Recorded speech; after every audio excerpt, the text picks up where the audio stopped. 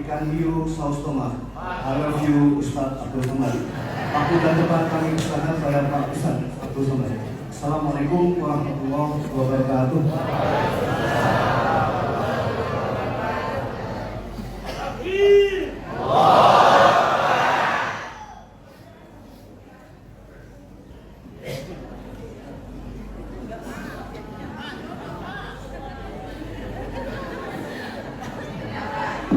Apa, Pak? Assalamualaikum warahmatullahi wabarakatuh.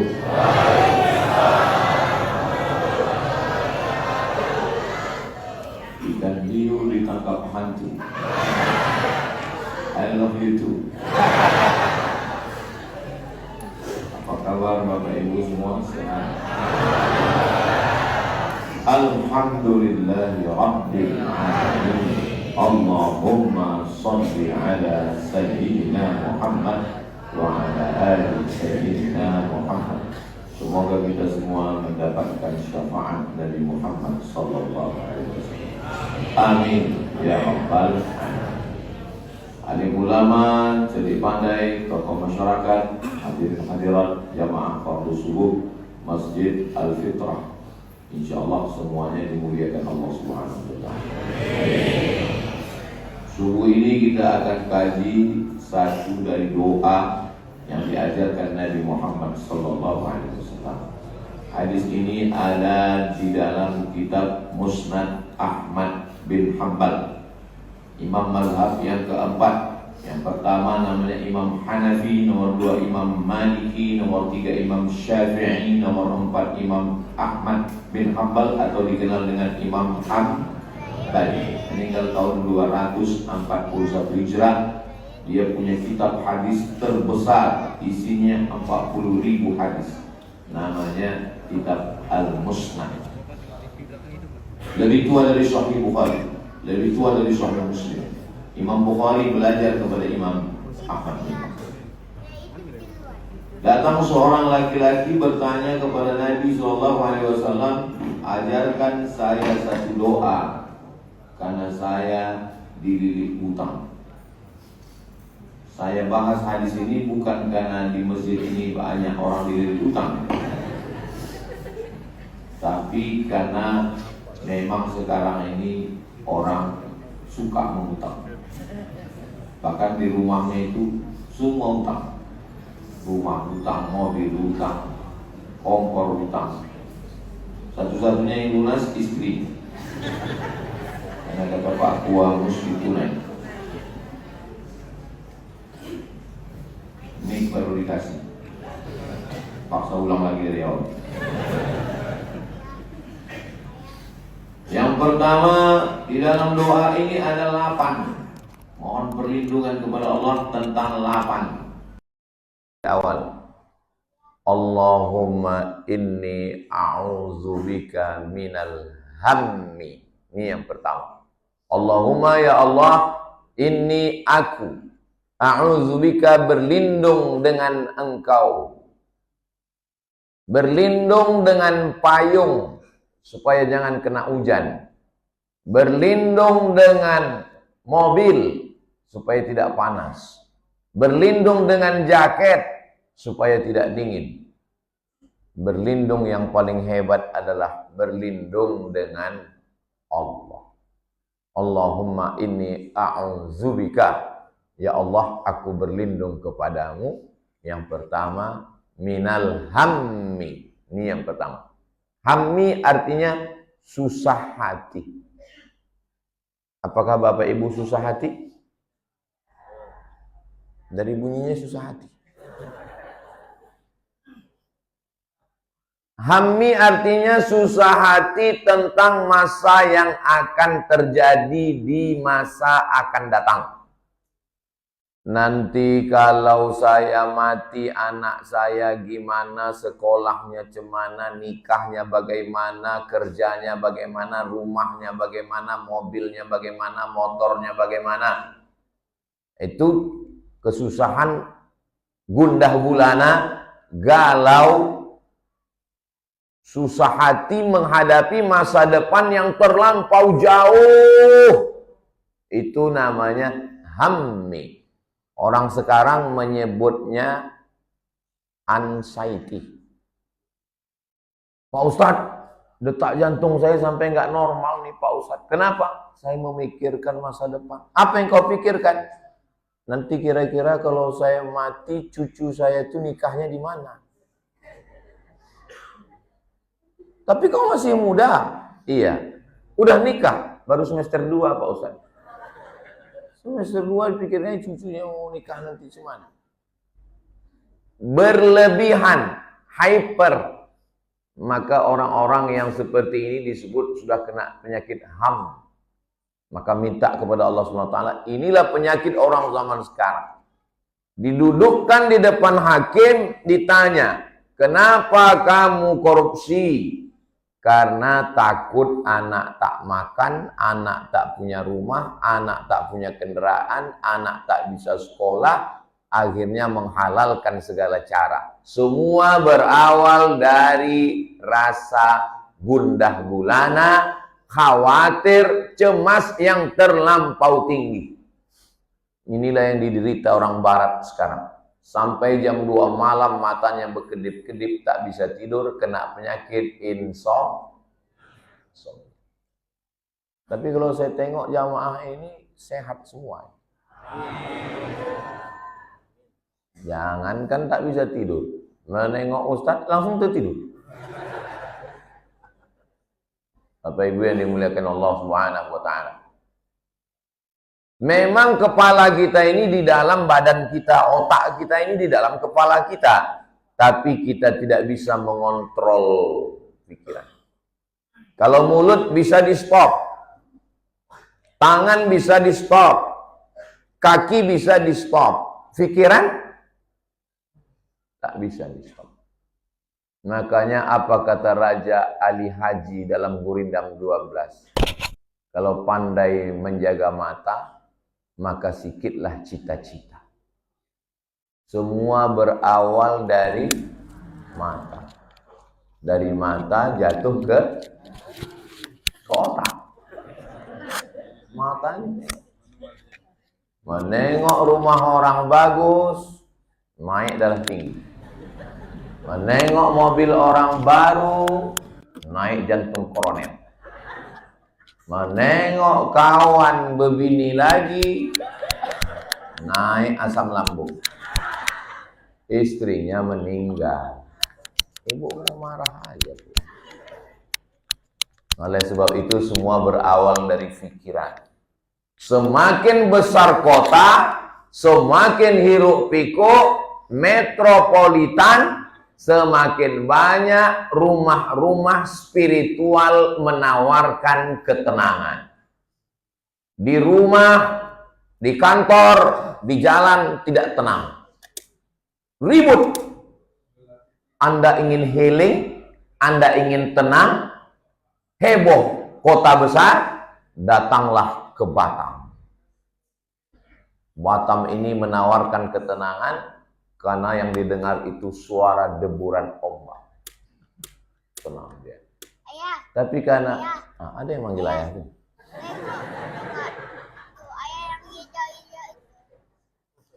Maka datanglah rumah-rumah spiritual, begitu kita masuk ke dalam, dibakar dupa, dibakar serai kering, dibakar daun-daun bunga yang dikeringkan, disuruh tarik nafas, hirup, nikmati aroma terapi. Didengarkan suara kicau burung. Didengarkan suara air terjun gemericik. Supaya apa? Melupakan masalah-masalah hidup. Karena otak ini mau fresh. Begitu sudah fokus, pejamkan mata, dengarkan suara gemericik air, dengarkan suara kicau burung, tarik nafas. Udah agak-agak mau tenang, nampak muka bini. Buyar lagi. Ini bukan saya yang cerita, ini orang cerita ke saya. Dunia makin tidak tenang. Di kantor ditekan atasan, di jalan kena tilang. Macet, stres, depresi. Akhirnya orang mencari ketenangan. Masuk ke karaoke mau mencari ketenangan. Semua lagu sudah coba. Lagu pop tak tenang, dangdut tak tenang, R&B tak tenang. Akhirnya dimakan pil anjing gila. Baru agak tenang sedikit. Kurang tenang, pakai sabu-sabu. Sabu-sabu dimasukkan ke dalam vape, dalam bentuk liquid. Namanya narkoba liquid cairan. Begitu dipakai, ketawa aja bawaan. Apapun cerita orang, kiki. Nah, kan udah mulai. Apa sebetulnya yang dipakai orang sabu-sabu, narkoba, ganja itu? Apa yang dicari orang? Mau menenangkan pikiran. Maka tidak ada jalan kecuali minta sama Allah. Allahumma inni a'udzubika minal hammi. Tenangkan pikiranku. Saya ke rumah sakit, jumpa bapak-bapak doktor. Pak doktor ngapain ke sini? Bawa mertua saya, Pak Ustadz. Kenapa dia? Luka sedikit tangannya. Terus kata dokter, ini lukanya bahaya.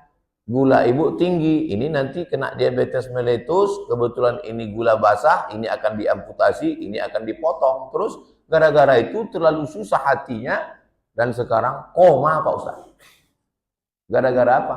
Pikiran. Makanya saya kalau ditanya orang, baru tadi malam saya ditanya, Ustaz ada penyakit gula? Enggak, saya bilang. Diabetes? Enggak ada. Jantung? Enggak ada. Sehat Ustaz? Sehat, saya bilang. Karena saya tak pernah periksa. Kalau saya periksa entah apa-apa kata dia penyakit saya. Udah lama saya mati.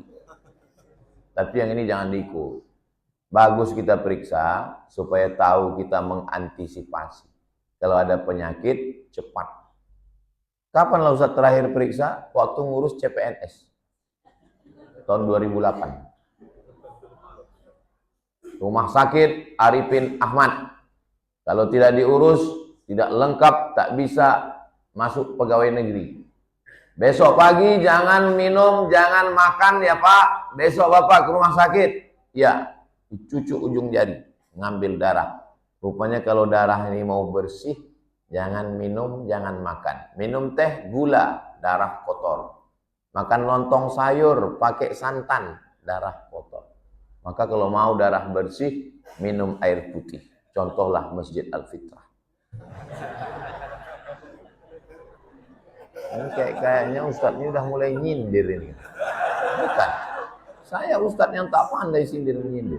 Saya mau pola hidup kita sehat. Sehat badan, sehat hati, sehat pikiran. Nah, manggil ayah ada lagi. Mana ayahnya? Udah 2 kali udah. Tajam betul telinga Ustaz. Telinga saya tajam. Tadi, waktu pas mau azan tadi saya dengar. Azan tak bergigi gitu. Saya dengar suara bilang, azan tak bergigi. Saya pun mendengar udah mulai underestimate saya. Innallaha malaikatahu, tapi pas suara melengking. Allahu Akbar, Allahu Akbar. Rasa-rasa mau saya jawab, azan itu tak pakai gigi, pakai suara. Mantap. Nggak boleh kita nilai orang dari giginya. Sama macam orang mau masuk tes polisi. Nggak lulus polisi gara-gara gigi berlubang. Datang neneknya komplain ke kantor polisi. Kenapa cucu saya nggak lulus? Ya cucu ibu giginya berlubang. Dia kan mau nembak, bukan gigit gitu.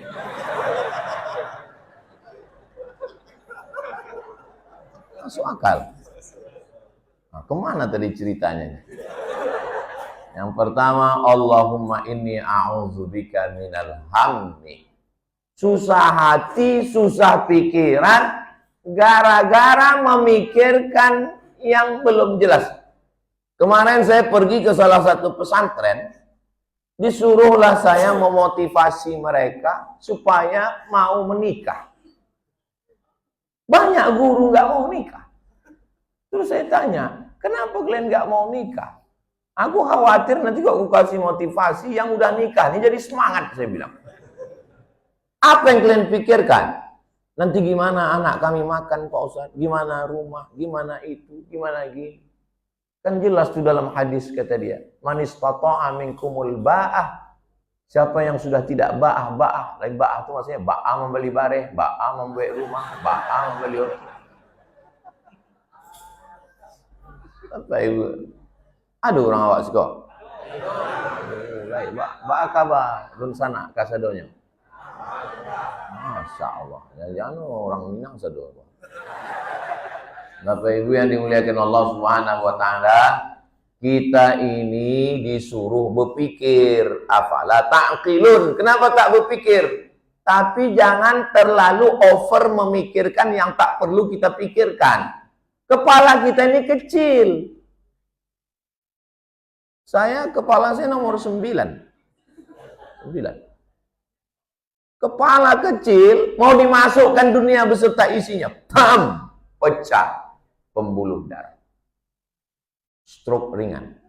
Mudah-mudahan yang sakit-sakit segera sehat walafiat.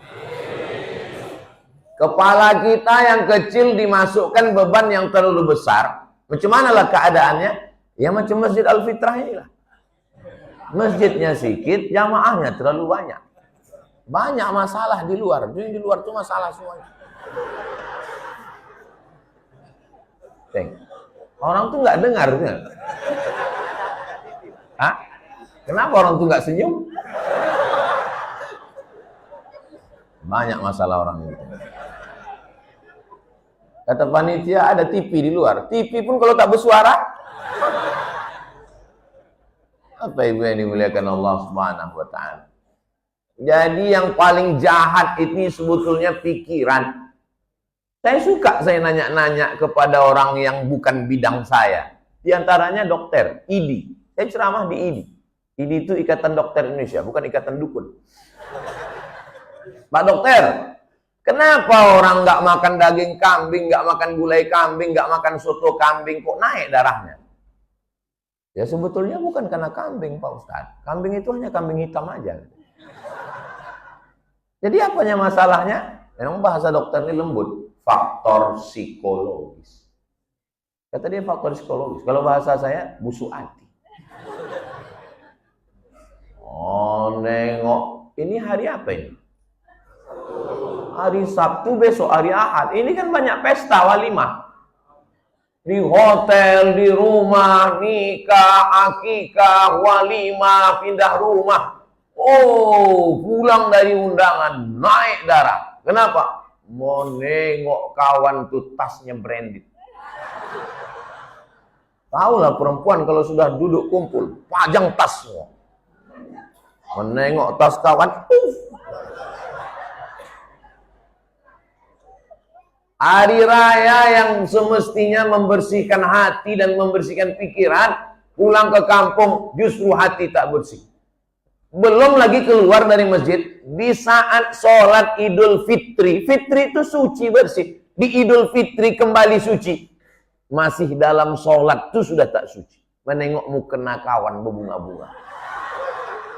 Apalah mereknya ini? Di mana belinya? Bunga apa ya? Bunga matahari, bunga tai ayam. Kawan pula pulang kampung pakai mobil baru, kacanya hitam 100%, klakson, time. Kan ada itu di TikTok viral kemarin. Nanti kalau aku sudah punya uang, aku akan pergi ke Toyota. Ku beli Pajero. Ingin juga aku melekson kawan-kawanku. Nanti ku buka kaca, ku panggil dia. Hai bosku. Hai ketua. Ku kasih orang tuh 100. Pikiran inilah yang jahat. Makanya orang gila sehat.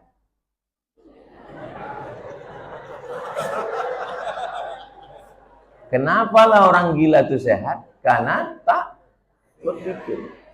Tak berpikir. Ini kita mau pergi ini dari Pekanbaru ke Kelok 9. Babelok ja. Di masjid tak boleh nyanyi. Oh, belok-belok ini jalan. Kan susah pikiran kita. Macam mana supaya nggak muntah?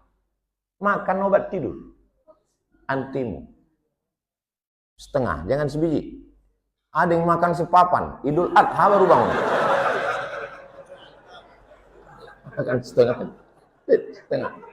Tidur. Sampai harau, bangun. Saya selalu begitu. Nggak tahan saya belok itu. Saya makan setengah, tidur sampai harau, bangun. Ternyata hidup ini paling enak kalau kita nggak berpikir. Bahasa lembutnya nggak berpikir. Tapi kalau kawan udah marah, nggak ada otak kau. Nggak ada otak, makan otak-otak. Bapak Ibu yang dimuliakan Allah Subhanahu wa taala, maka kita memikirkan, yang kita pikirkan itu bagaimana saya bisa selamat dunia akhirat. Rabbana atina fid dunya hasanah wa fil akhirati hasanah wa qina. Memang ekonomi sekarang yang melambung ini luar biasa. Ah enggak Pak Ustaz, ekonomi menurun kok Ustaz bilang melambung. Dolar melambung. Tapi insya Allah masalah kita besar, tempat kita mengadu maha besar. Buat tangan kita angkat. Allahu Akbar. Belum lagi ayam bangun berkokok. Kita orang Islam sudah menyerahkan diri pada Allah. Allahu Akbar, Allahu Akbar. Makanya dicari muazin itu yang suaranya tajam sehingga masuk ke telinganya, dan sound system masjid tolong diperbaiki. Pesan dari Dewan Masjid Indonesia Pak JK, 80% peran masjid ada di sound system. Imam pakai sound system, muazin pakai mic, khatib baca doa, zikir, tausiah, kultum, buat mic-nya mantap. Masjid macam Masjid Al-Fitrah. Al-Fitrah ini mantap. Jelas suara, walaupun yang di luar itu tak dengar. Jelas suara. Masjidnya rapi, lampunya mahal. Sudahlah pakai AC, pakai kipas pula. Kan banyak betul lah duit orang. Setiap sudut ada pakai TV pula lagi di dalam. Model. Saya sarankan orang Pekanbaru, orang dari mana-mana datang kalian kalau ke Batam nih jalan-jalan, singgahlah ke Masjid Al-Fitrah. Boleh ini untuk studi banding. Karpetnya bagus dan pengurusnya nggak ada pesan macam-macam. Kadang ada pengurus ini pesan, Ustadz masjid terutama. Tidak ada. Rapi. Ada lemari di belakang. Coba tengok susunan Qur'annya. Kalau ditengok susunannya macam nggak pernah dibaca itu.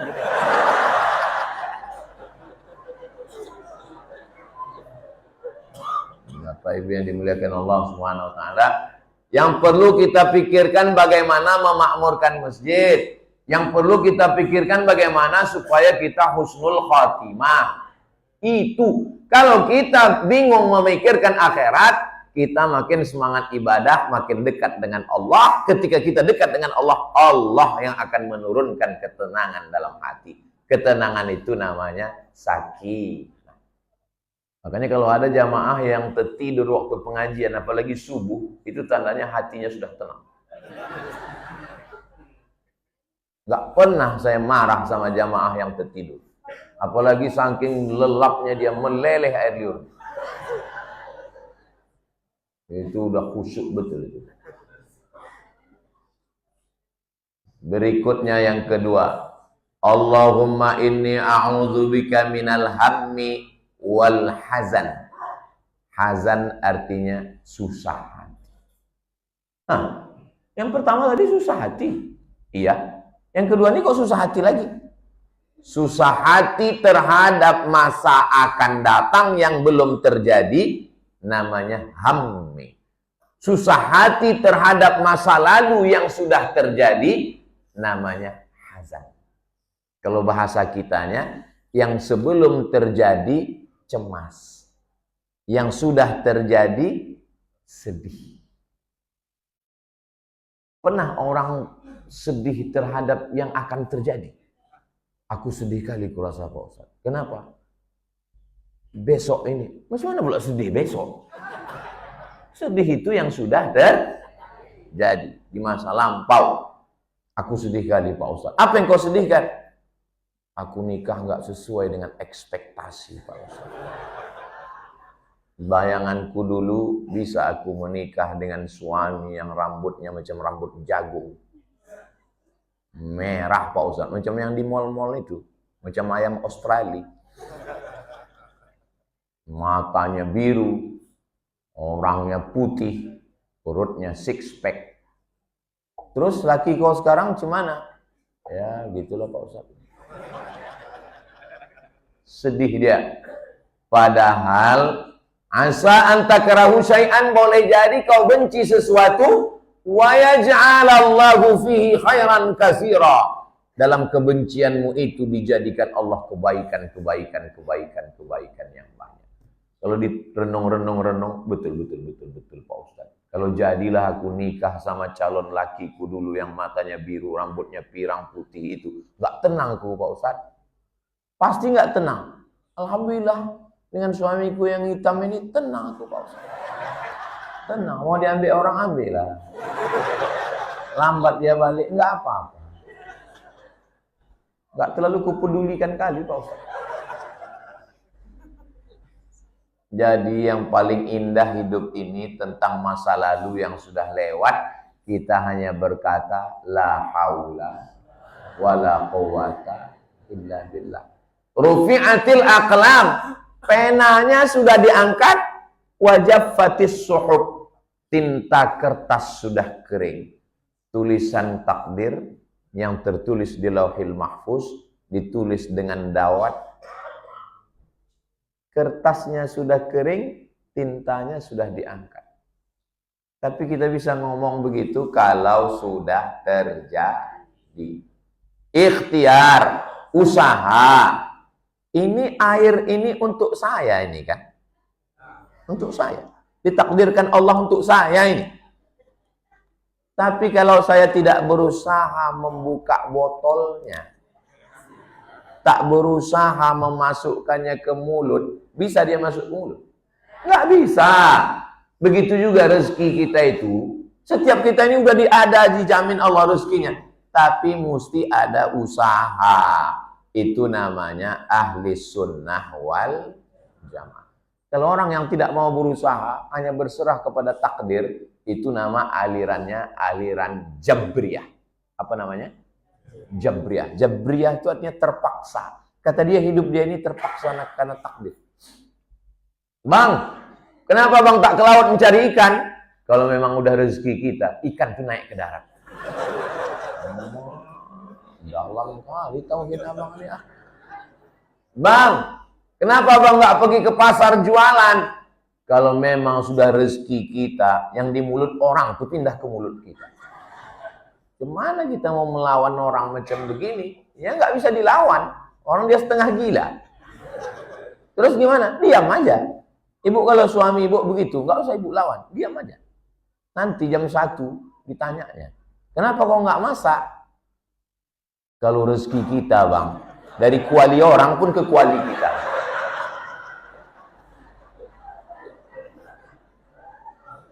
Orang yang pakai akal-akal ini, pakai akal-akal juga kita membantahnya. Betul Bu? Mak semangat orang. Bapak Ibu yang dimuliakan Allah Subhanahu wa taala. Maksud saya, jangan sampai kita ini jadi orang Jabriyah. Yang kita benar lakukan itu adalah ahli sunnah. Macam mana ahli sunnah? Nabi mengajarkan tambatkan dulu ontamu di batang kurma. Setelah kau tambatkan baru kau serahkan kepada Allah. Sehingga kita tidak terlalu sedih kepada masa lalu. Masa Ustaz nggak pernah sedih terhadap masa lalu?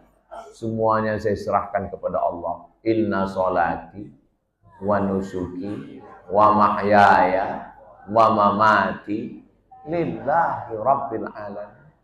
Kalau tidak pikiran kita ini terganggu, Pak. Terganggu pikiran kita.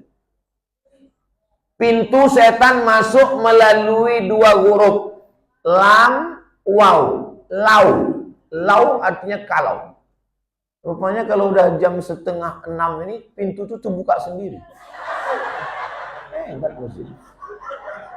Ada jamnya terbuka sendiri. Saya ini orangnya tajam perhatian saya. Jadi saya tengok tiba-tiba mati lampu. Habis itu buka. Lama lah udah saya ceramah. Memang unik Masjid Al-Fitr. Pintu setan masuk melalui kalau. Kalaulah dulu ke rumah sakit. Kalaulah dulu cari dokter spesialis. Kalaulah dulu tak matilah suamiku. Gara-gara apa? Kalau. Makanya kalau datang satu kali kalau, langsung pukul dengan istighfar. Astagfirullah.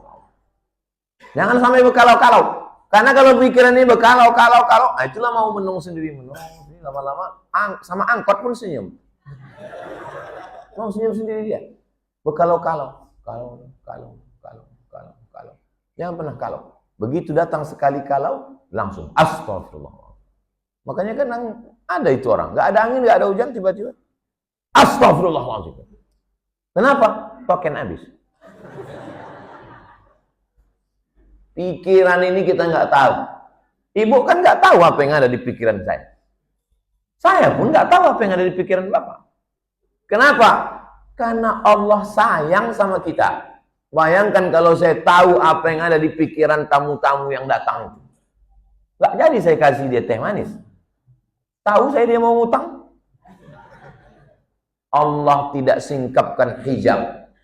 Hijab yang tersingkap, saya tak tahu apa yang ada di balik tirai. Tapi begitu tirai tersingkap, barulah saya tahu. Singkap hijab yang tersingkap itu bahasa Arabnya kasyaf. Makanya ada istilah tasawuf namanya itu orang kasyaf itu. Kasyaf artinya tersingkapnya hijab. Kenapa Allah tidak menyingkapkan hijab itu ke saya? Saya mohon kepada Allah, jangan engkau bukakan hijab itu ya Allah. Karena kalau dibukakan Allah, tahu saya pikiran jamaah nih. Ada yang mau cepat balik. Ada yang mau makan mie lendir. Ada yang sedang banyak utang. Jadi suuzon saya jadinya. Biarkanlah apa adanya hidup normal-normal saya. Tapi kalau saya tengok dari senyum jamaah ini dari tadi, ini orang-orang yang nggak ada masalah hidup dan nggak punya utang. Orang bahagia semua. Tapi nggak tahu juga lah ya. Mudah-mudahan yang ada utang segera lunas utang. Wah, banyak juga. Bapak Ibu yang dimuliakan Allah Subhanahu wa taala, masa lalu yang sudah lewat. Kita kalau pakai motor, pakai mobil, lebih besar kaca spion atau kaca depan? Apa maknanya? Jangan terlalu melihat masalah. Kalau gitu ku campakkan aja spion nih Pak Ustadz. Jangan. Nggak tahu kita dikejar polisi dari belakang. Jadi masalah hidup ini yang lewat tak dapat diulang. Menangis air mata darah yang lalu tak bisa diulang balik. Hidup kita ini macam berhenti di tepi sungai. Berhenti kita tepi sungai, nampak kita anak ayam hanyut, nampak kita sampah lewat. Yang sudah lewat bisa balik lagi? Nggak bisa. Ada Pak Ustadz balik lagi? Sungai buatan. Kalau sungai asli nggak bisa. Kita hanya bisa menatap masa depan. Masa lalu kita lupakan. Tapi kita bisa mengambil pelajaran. Ambil pelajaran. Bahwa apa? Bahwa kita dulu pernah dijajah Belanda. Pergi Belanda, Jepang. Balik Jepang, komunis. Tapi kita tetap cinta negara. Loh, kok tiba-tiba Ustaz ingat penjajahan? Dipasang orang tuh pula bendera merah putih. Inilah hebatnya Masjid Al-Fitr. Jadi waktu di syuting Ustadz Somad ini ceramah, nggak ada lagi alasan orang untuk menuduh anti NKRI. Apa kau bilang Ustaz Somad anti NKRI? Tengok merah putih di sini. Sampai begitu pikiran orang Al-Fitrah. Tengok dia, semua dipikirkan. Nggak ada lagi alasan untuk mengatakan, alah Batam itu susah payah cari duit, banyak orang melarat. Nggak, kau tengok tempat tisunya emas. Kan kaleng-kaleng. Gitulah. Kita perlu menjaga image. Jangan tunjukkan kita letoy, lesu, lemah, loyo, lunglai, sehingga orang menjatuhkan kita, harkat martabat kita. Khudhu zinatakum inda kulli masjid. Kalau kalian mau ke masjid, pakai pakaian yang bagus. Imam Malik bin Anas kalau dia mengajar hadis, dipakainya pakaian yang bagus. Saya pernah pergi ke Alexandria, naik kereta api dari Kairo, pergi ke tepi laut Mediterania. Pergilah kami ke masjid, waktu itu Syekh Ibrahim Abdul Ba'is, ahli hadis, sedang mengajar. Sorbannya, baju jubahnya di dalam warna putih, di luar warna hitam, ada benang-benang emas, sedang mengajar. Kami di bawah menengok dia, berwibawa orang. Masya Allah. Menengok bajunya, jubahnya, sorbannya, gayanya, segan, alim, berilmu. Selesai kami dari situ, datang anak Indonesia. Ustaz tengok tadi Syekh Muhammad Ibrahim Abdul Ba'is. Ya. Gimana Ustaz? Masya Allah, kaya sekali dia. Bajunya di rumah koyak-koyak. Kau tahu dari mana? Ada anak Indonesia yang berkhidmat di rumahnya, waktu mencuci tengok bajunya. Dia hidupnya zuhud Ustaz. Tapi kalau dia ke masjid, dia pakai baju paling bagus. Supaya apa? Supaya orang menghormati ilmu dan menghormati ulama. Begitu. Tengoklah jamaah. Tengok. Ini bajunya branded semua. Jangan kita tunjukkan kita lemah. Karena sekarang orang kalau menengok kita susah, sepele orang. Nggak dihargai orang. Tengoklah orang sekarang. Kalau bertamu ke rumah orang. Kalau RT, air putih. RW, kopi tak bergula. Tapi kalau camat, kopi susu. Makin tinggi level kita, makin lain penghormatan orang. Tengoklah di komplek-komplek rumah klaster yang dijaga security. Cobalah bawa gitu, pakai helm, pakai masker, supaya orang nggak kenal. Coba tes nanti, pakai motor kita. Tak ada disapanya, tent, capek kita. Tapi coba pakai mobil mewah kita. Bosku, ketua, mau kemana? Emang begitulah manusia sekarang menilai orang. Bapak Ibu yang dimuliakan Allah SWT, maka yang lewat-lewat jangan sampai menyusahkan hati kita. Apalagi sampai menyimpan dendam terhadap orang masa lalu yang pernah melukai kita. Kita hanya tinggal menunjukkan prestasi kita. Supaya kita tidak sampai larut tenggelam dalam masa lalu. Nanti kalau pergi jumpa psikolog, psikiater, dia hanya akan mengatakan, ini kelihatannya batinnya terluka. Bapak Ibu yang ada urusan mau pulang, nggak usah khawatir. Nggak apa-apa, saya tidak tersinggung kalau mau pulang. Mana tahu ada acara walimah, nikah, atau enggak. Demi Allah, saya tak bercanda. Saya tengok ibu-ibu berseragam. Mereka ini grup rebana ini. Ada acara. Jangan sampai terhalang acara orang. Saya ini kalau di TV itu ceramah, mana ada orangnya? Saya berdua sama kamera aja. Datang kameramen itu dihidupkannya, dia pun pergi. Saya lalu cakap, saudaraku dimanapun berada. Begitu, apa-apa katanya. Cuman kadang kalau saya ngomong tuh banyak orang salah paham. Ini Ustadz ini betul atau menyindir nih katanya. Nggak usah terlalu dipikirkan. Pikiran kita ini kalau terlalu banyak yang kita pikirkan, akhirnya kacau balau dia. Susah terhadap masa depan yang belum terjadi, namanya hammi. Susah terhadap masa lalu yang sudah terjadi, namanya hazan. Allahumma inni a'udzubika minal hammi wal hazan. Baru masuk yang ketiga, wal ajzi. lemah. Lemah. Saya tengok kotak udah mulai masuk. Banyak yang mulai lemah. Nengok kotak tuh. Allahumma inni a'udzubika minal hammi, susah terhadap masa depan. Wal hazani, sedih terhadap masa lalu, buang. Yang ketiga adalah wal ajzi, lemah.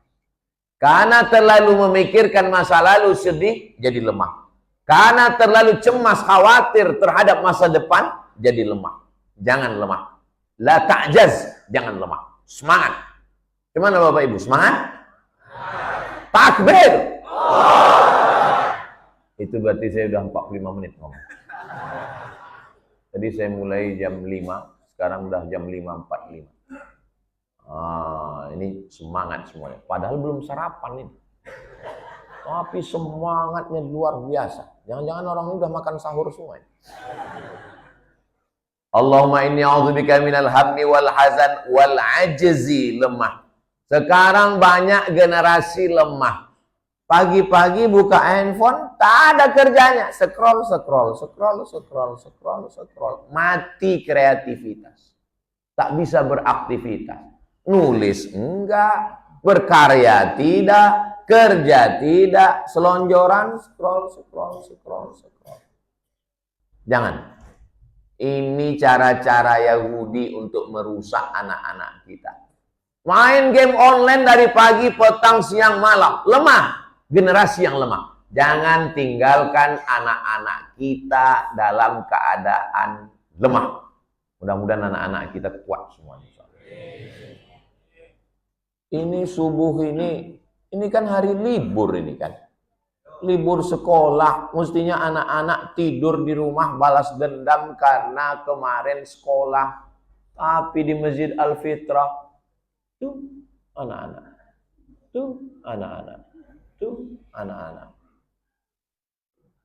Macam anak-anak, tapi bukan anak-anak.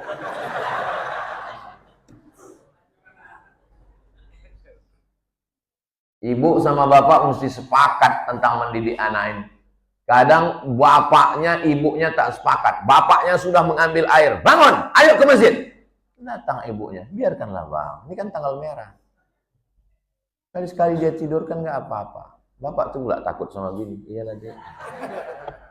Mesti sepakat mendidik anak ini, mesti bersama kita. Jangan lemah, jangan tinggalkan jadi generasi yang lemah. Bapak dulu datang ke Batam ini pejuang. Tapi pas giliran anak penikmat. Giliran cucu penghancur. Organisasi, kerajaan, nasab, begitu selalu. Atuknya pejuang. Anaknya penikmat. Cucunya penghancur. Itu dulu ayah dia itu. Oh, tuan tanah itu. Anaknya tukang jual tanah. Maka anak-anak kita jangan didik jadi generasi yang lemah. Saya alhamdulillah orang tua saya tidak memanjakan saya. Saya ditinggalkan orang tua saya di Sumatera Utara tahun 1988.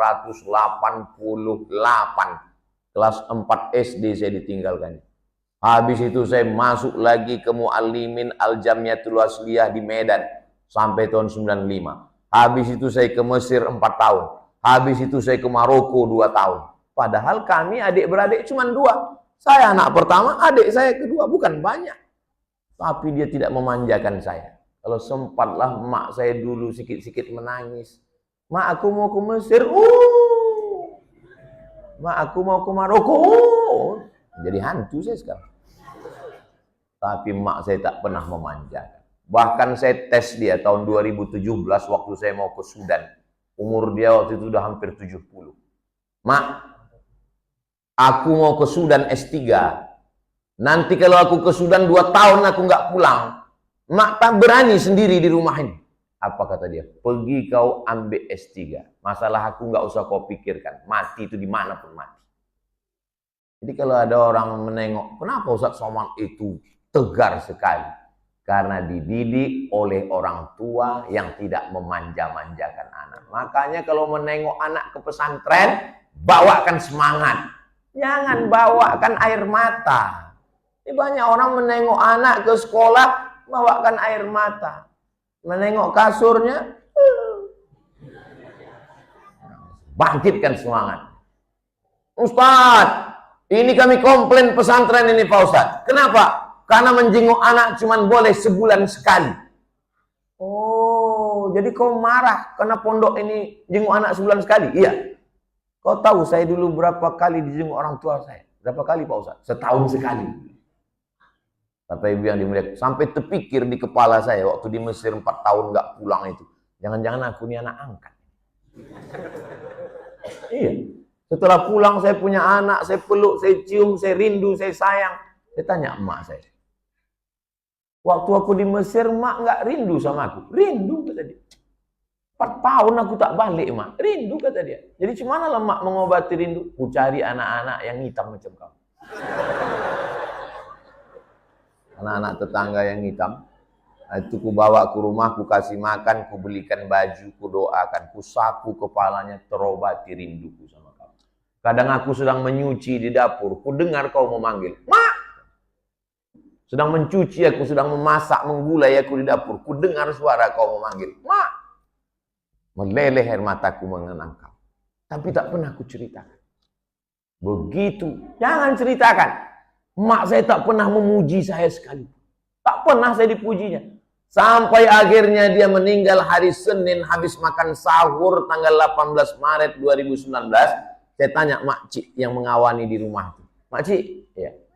Macam mana Mak tuh waktu malam mau meninggal tuh? Waktu itu saya sedang di Pulau Madura ceramah.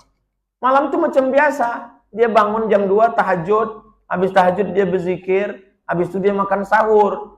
Habis itu menunggu azan subuh. Dia nonton. Apa ditontonnya? Video kau ceramah. Ternyata yang terakhir ditengoknya sebelum dia meninggal, saya ceramah. Tapi dia tak pernah memuji ceramah kau, tak pernah. Bahkan pernah saya bawa dia ceramah tabligh akbar, ramai orang. Saya berharap nanti pulang, nah ini pasti dipujinya. Pas pulang ditanyanya, kau tak ada memelihara jin kan? Apa hubungannya sama jin? Gue bilang, ada orang ini sekarang pakai pemanis-pemanis biar supaya didengar orang cakapnya. Atuk kau dulu berpesan jangan berkawan sama jin, payah kau mati nanti. Kau jangan macam-macam katanya. Aku nih ustadz mak, ustadz pun banyak juga macam-macam. Aku nih di Mesir mak, di Mesir pun banyak juga orang belajar sama Fir'aun. Tak pernah saya dipuji. Tapi saya yakin saya didoakannya. Anak itu tak usah dipuji, melambung dia. Tapi doakan dia. Setelah dia meninggal, barulah datang orang-orang datang bercerita ke saya. Ustadz, ya, saya dulu pernah jumpa Mak Ustadz. Apa cerita dia? Anakku itu kalau malam, ku bacakan Al-Fatihah, ku zikirkan dia, ku tahlilkan dia, la ilaha illallah. Berapa kali bu? 1000 kali, 2000 kali ku tahlilkan dia, la ilaha illallah. Saya buka buku-buku zikirnya, saya simpan di dalam satu koper khusus. Telekungnya, mukenanya, kain sarungnya, bajunya, dan buku-buku zikir yang selalu dia baca. Kalau rindu saya buka, saya cium. Saya duduk di tempat dia sholat tahajud dulu, saya buka Quran yang dibacanya dulu, saya duduk di atas sajadahnya, mengobati hati. Anak jangan dimanjakan di celah ketiak.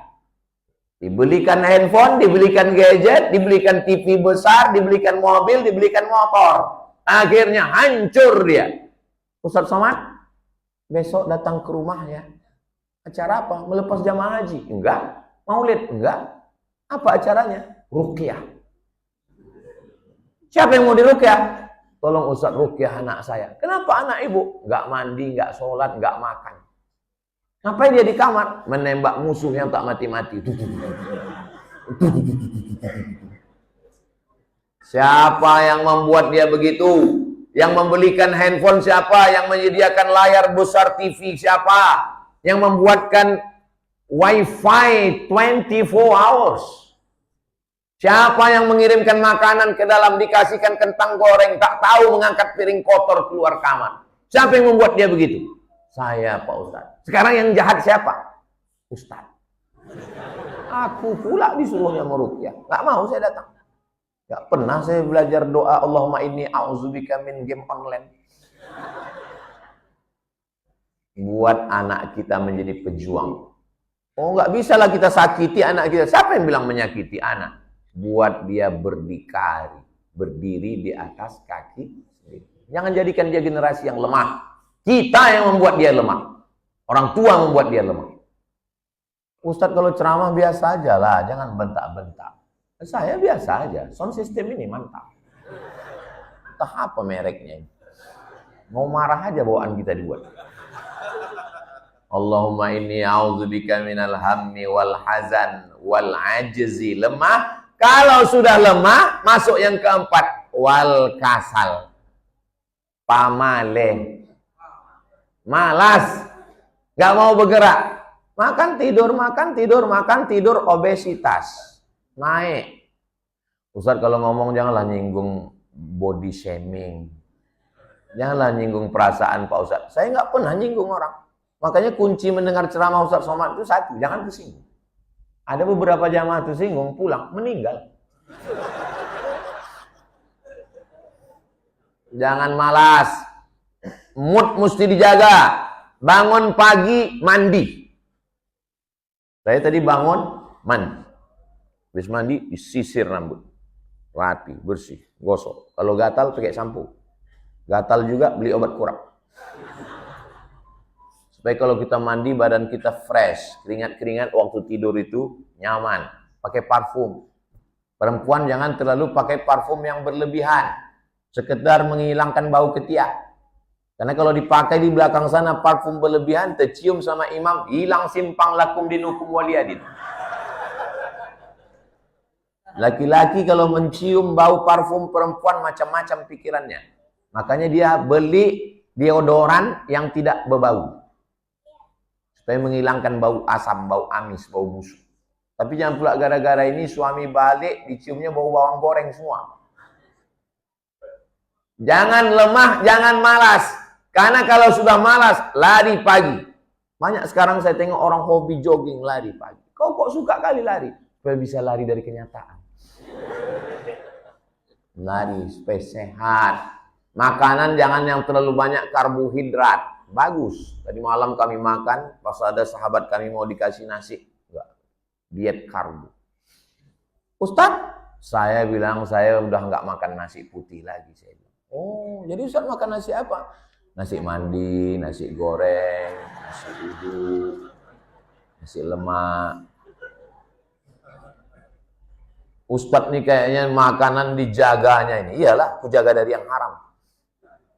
Saya tidak pernah menjaga makanan. Semalam dikasihkan orang gonggong, habis. Dikasihnya durian, putus. Malam tadi kepiting, tuntas. Nggak ada. Apa yang kita berpantang-pantang? Pantang, mati. Menyesal, gentayangan. Makan.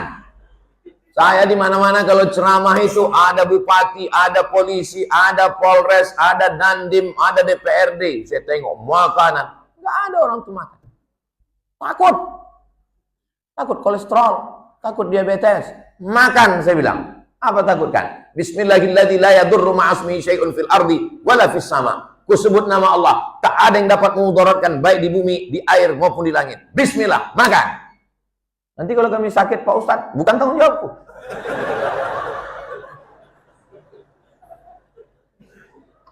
Makan sakit, tak makan sakit. Bagus makan. Daripada tak makan.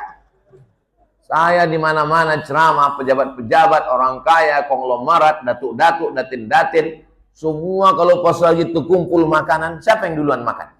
Ustaz, silakan makan Ustaz. Kalau ada racun di situ, aku mati dulu. Jangan malas. Saya paling pantang menengok orang malas. Semangat. Bangun pagi, selimut mesti dilipat. Jangan dibiarkan kamar tunggang langgang lintang pukang macam kapal Titanic pecah. Ambil sapu lidi, pukul-pukulkan. Mesti bersih. Tak boleh ada kamar bekas minuman, bekas itu. Mesti bersih. Begitu. Didikan siapa itu? Sebelum TK, sebelum SD, sebelum SMP, sebelum SMA, sebelum pondok, sebelum S1, sebelum ke Mesir. Didikan orang tua. Tak boleh malas-malas. Semangat. Allahumma inni a'udzubika minal hammi wal hazan wal ajzi wal kasal. Habis sebelah kanan. Sekarang masuk sebelah kiri. Habis sudah masuk waktu. Ternyata kalau kita ceramah di tempat orang yang suka sama ilmu, 1 jam itu waktu begitu cepat berlalu. Ini kan ngaji subuh. Subuh ini banyak orang. Saya terus terang pengajian yang berat itu ngaji subuh lah, karena orang tertidur. Saya nggak pernah pasang target 1 jam ngaji subuh. Saya tengok sesuai keadaan aja. Kalau banyak orang tertidur, setengah jam aja cukup. Tapi di Masjid Al-Fitrah ini, tadi saya mulai jam 5, sekarang sudah jam 6, nggak ada yang tidur orang. Hebat, jangan-jangan orang ini makan apa ini? Habis sudah 30, mestinya 30 menit cukup. Matahari terbit jam 6, kita lewatkan 15 menit, habis itu baru kita sholat sunat isyraq 2 rakaat. Nanti jam 6.15 kita baru sholat sunat isyraq. Kenapa Ustadz jelaskan betul? Karena manusia itu perlu kejelasan. Sebagaimana ibu perlu jelas berapa uang belanja tiap bulan.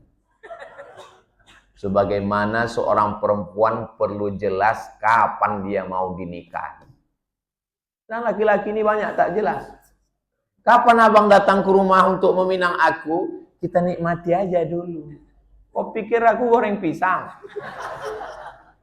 Harus jelas. Makanya orang kalau dengar ceramah Ustadz Somad tahu dia. Ustadz Somad itu 1 jam selesai.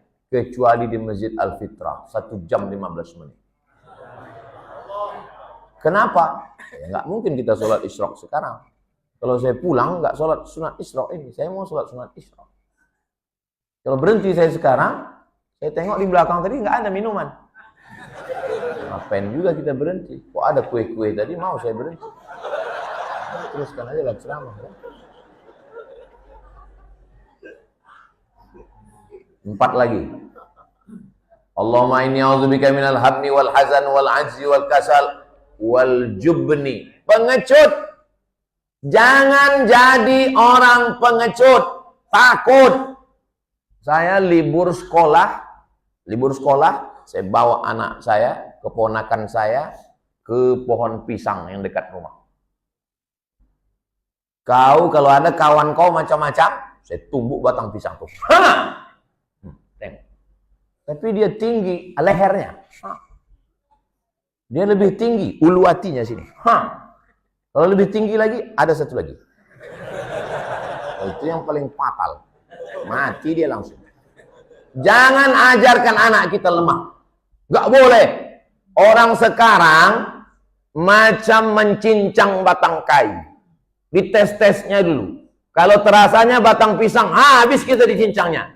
Tapi kalau terasanya keras, tanggatnya berdentang. Berhenti dia. Tetangga begitu, kawan di kantor begitu, sahabat pun begitu. Jangan lemah.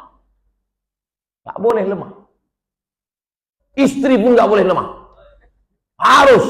Ibu latihan rebana. Supaya laki itu takut. Lompang. Ini silap-silap nih, pangai kata dia. Assalamualaikum Ustaz. Waalaikumsalam. Salah sambung. Betul, saya mau nanya sama Ustaz Somad. Apa masalahnya? Suami saya sedang di ruang tamu sekarang Pak Ustaz. Terus kamu di mana? Saya di atas sajadah berdoa. Jam 2 malam. Kenapa dia di ruang tamu? Dia sedang bawa pacarnya pesta narkoba. Kenapa kau tak mengamuk? Kenapa kau tak melawan? Kenapa kau tak lapor BNN? Kata Ustadz saya, sorga di bawah tapak kaki suami. Ustadz hantu itu. Pembodohan. Lapor ke Badan Narkotika Nasional. Ini nomornya. Sebentar ya, saya cari nomor BNN. Jangan mau dibodoh-bodohi. Ini perempuan dipanggil. Sini, kau adalah istriku. Hidup matimu di tanganku. Sorgamu di bawah tapak kakiku.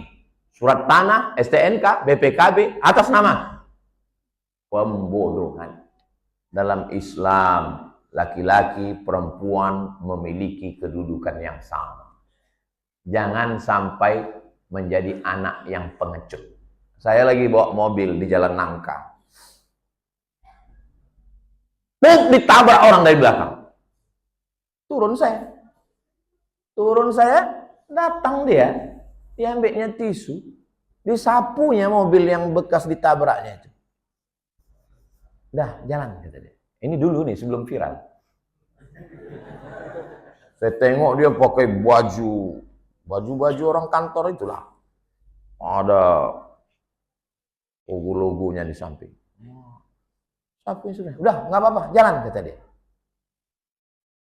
Saya injak mobilnya pakai sepatu saya. Saya injak, saya gini kan, habis itu saya sapu. Udah, jalan.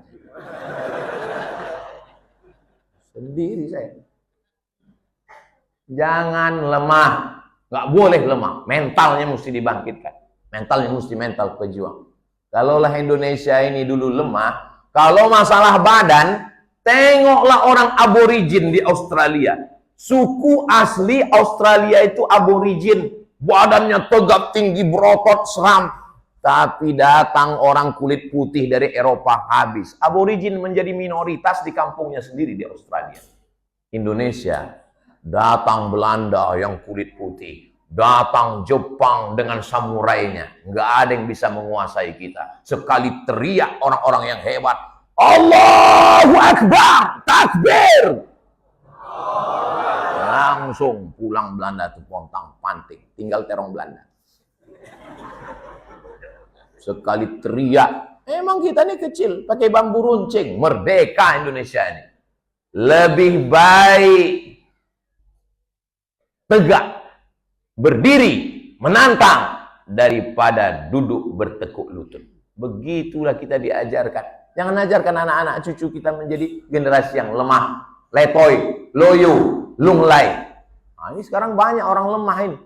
Berapa tamu yang datang ke rumah saya bertanya, Bapak waktu di masjid kenapa nggak bertanya? Saya mau datang ke rumah Ustadz bertanya khusus. Apa yang mau Bapak tanya? Ada obat kuat nggak Pak Ustadz? Kenapa Bapak nanya obat kuat ke saya? Saya bilang. Ditunjukkannya lah video. Ini ada iklannya Pak Ustadz. Mana pernah aku jual obat kuat? Aku bilang. Ini Pak Ustadz, tonton. Rupanya AI. Anda mengalami lemah syahwat, hubungi Ustadz Somad. Banyak korban AI ini. Nggak pernah. Saya nggak ada jual-jual itu. Nggak ada. Kalaupun mau nanti saya kasih. Bapak Ibu yang dimuliakan Allah SWT. Jangan lemah. Jadi suami, jangan suami yang lemah. Ini sekarang banyak juga suami lemah ini. Papa, mama mau pergi shopping, ke mall, belanja, jalan-jalan, sosialita, apa-apa, jaga anak, pel lantai, tidak apa-apa. Itu maka angka kematian laki lebih tinggi. Survei. Banyak ini suami-suami yang takut sama istri. Takut aja mendengar suami. Takut. Ustadz, saya nggak takut, cuman istri saya lebih berani. Bapak Ibu yang dimuliakan Allah Subhanahu wa taala. Pas lagi kami sedang makan, datanglah bapak-bapak. Ustadz, katanya, ya. Gimana kalau suami itu takut ke istri, Pak Ustadz? Saya bilang, ya kalau dia mati dia nggak kena azab kubur. Kenapa? Karena waktu mau diazab malaikat, kata malaikat yang ini nggak usah diazab, karena udah azab kali di rumah.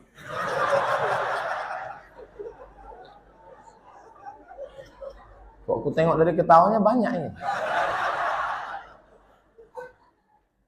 Allahumma inni a'udzubika minal hammi wal hazan wal ajzi wal kasal wal jubni wal bukhli. Nama sifatnya bukhl. Orangnya bakhil. Ada namanya bakhil, ada namanya syuh. Dalam Al-Quran ada. Wa may yuqa syuhha nafsihi. Siapa yang selamat dari penyakit syuh. Coba tengok terjemahnya. Syuh, pelit. Bakhil, pelit. Itulah lemahnya bahasa Indonesia. Begini, kita bertiga pulang dari masjid, singgah beli makan roti canai. Prata. Pas lagi makan, habis selesai makan, giliran bayar. Pas mau bayar, datang si bapak. Berapa bro? Dikeluarkannya duit 15.000. Dia aja lah dibayarnya, diri dia sendiri aja. Itu namanya bakhil. Tak mau dia meleleh duitnya itu untuk orang lain. Itu namanya bakhil. Yang satu lagi, pas mau giliran bayar, pura-pura dia terkencing di belakang. Duit dia, jangankan untuk dia, jangankan untuk orang lain, duit dia pun tak mau dimakannya. Itu lebih parah dari bakhil. Namanya syuh. Nama sifatnya syuh, kikir. Kikir. Macam mana kikir? Itulah habis digeseknya orang semua kikir. Syuh namanya. Orangnya syahih. Tapi insya Allah kita ini adalah orang-orang yang selamat dari bakhil. Wal bukhli. Allahumma inni a'udzubika minal hammi wal hazan wal ajzi wal kasal wal jubni, pengecut. Wal bukhli, yang ke-7. Wa ghalabatid daini. Karena pelit, bakhil, duitnya tak mau dia makan, akhirnya dia ngambil duit orang, ngutang. Saya pernah diomongin orang, Ustadz, kita ini PNS, kalau bisa gaji kita itu jangan berkurang. Saya waktu itu baru pulang bingung, gimana cara gaji nggak berkurang? Jadi duit mana kau makan? Kan ada uang sundul, uang sipak, uang tanduk, uang... Bisa gaji itu bertahan. Makanya waktu PNS, saya sudah resign dari PNS 2019. Waktu PNS dulu, saya dibilang PNS bodoh. Kenapa? Karena SK saya itu tak pernah saya pakai untuk minjam. Saya nggak berani minjam. Datang jamaah mengasih duit, Ustadz Somad, ini kami kumpulkan duit 50 juta. Untuk apa Pak Haji? Untuk kami kasih ke Ustadz sebagai DP mobil. Nggak usah bayar Pak Ustadz. Karena kami tengok mobil Ustadz ini nanti khawatir kami mogok di tengah jalan. Saya bilang, lebih baik aku pakai mobil lapuk daripada aku berutang. Saya bilang sama istri saya, aku kalau mati, aku tak ada utang. Karena dari dulu makku melarang berutang.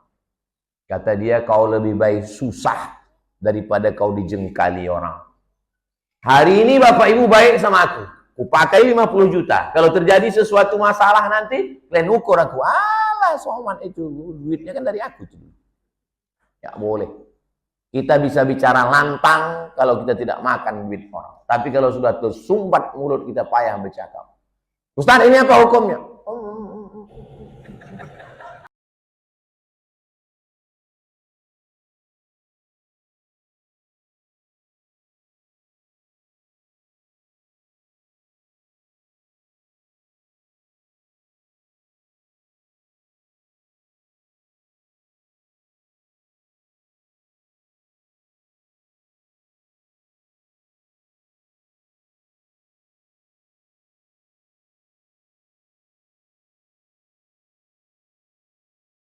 Mencret.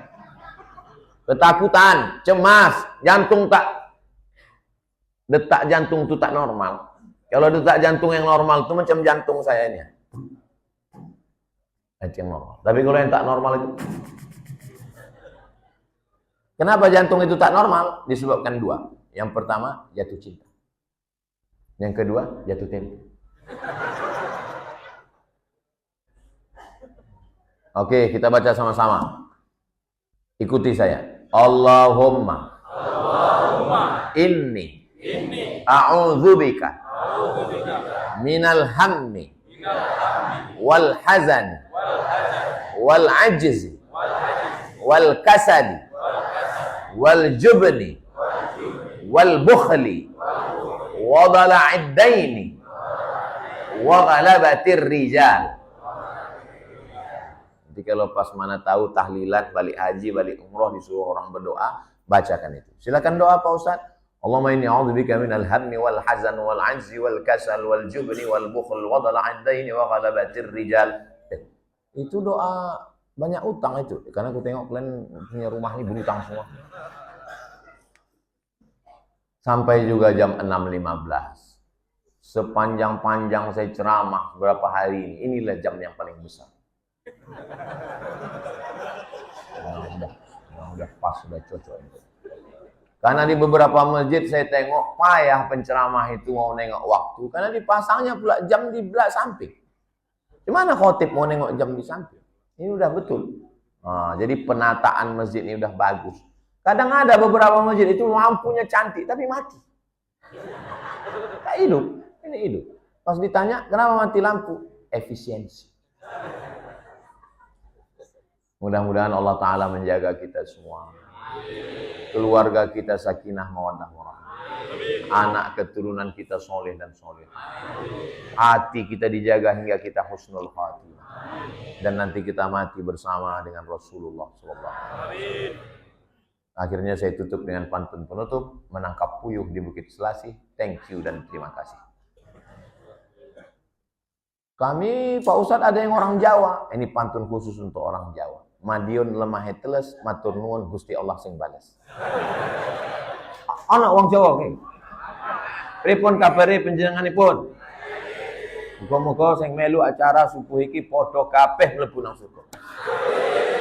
Tadi katanya Minang. Jawa.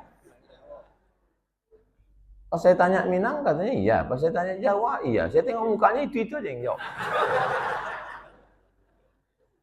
Karena kita sudah menjadi Indonesia. Terima kasih segala perhatian, mohon maaf segala kesilapan dan kesilapan. Salat sunat isyraq 2 rakaat, usolli sunnatal isyraq raka'ataini lillahi ta'ala. Siapa yang salat subuh berjamaah, duduk berzikir mengingat Allah sampai terbit matahari, lewatkan 12 menit waktu tanduk setan, salat sunat isyraq 2 rakaat, kanat lahu ka ajri hajjatin wa umrah, dapat pahala macam haji dan umrah. Hadisnya hadis hasan dalam kitab Sunan At-Tirmidzi, jangan ragu untuk mengamalkannya. Tak bisa tiap hari, hari libur Sabtu, Ahad pun jadilah. Assalamualaikum warahmatullahi wabarakatuh.